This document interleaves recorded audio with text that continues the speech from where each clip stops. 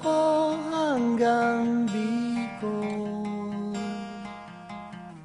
Magdadrive ako hanggang Batangas.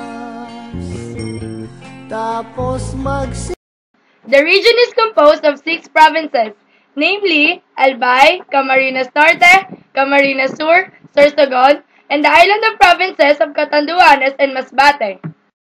The people of the Bicol region, called Bicolanos, speak any of the several languages of the Bicol sociolinguistic language, also called Bicolano, an Austronesian language closely related to other Central Philippine languages such as Cebuano and Tagalog. It's more fun in Albay! Famous foods and delicacies. Kinunots. This dish is made from stingray meat and malunggay and is cooked in coconut milk. Kinulmok. It is made of sliced young coconut meat and small shrimp. Pinangat. Made of shredded young gabi or taro leaves, shrimps, pork and ginger, wrapped in whole taro leaf and cooked in coconut milk until done. Festivals!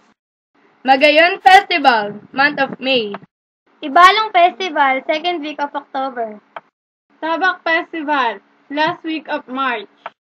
Sarong Banggi Festival, May 18 to 25. Pilgrimage to Horowan, third Saturday of August.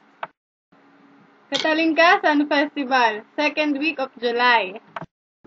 Kadagatan Festival, every Black Saturday. Tourist attractions! Mayon Volcano. Mayon Skyline View. Cagsawa Ruins. Bugsukan Falls. Busay Falls. Hoyopan Cave. Mataginting Falls. Putsan Beach. Sagad Beach.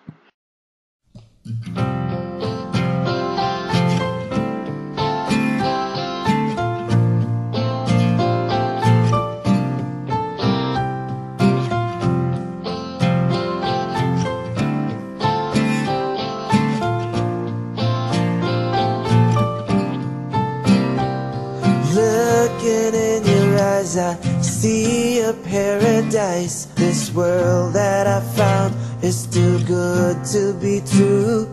Standing here beside you, want so much to give you this love in my heart that I'm feeling for you.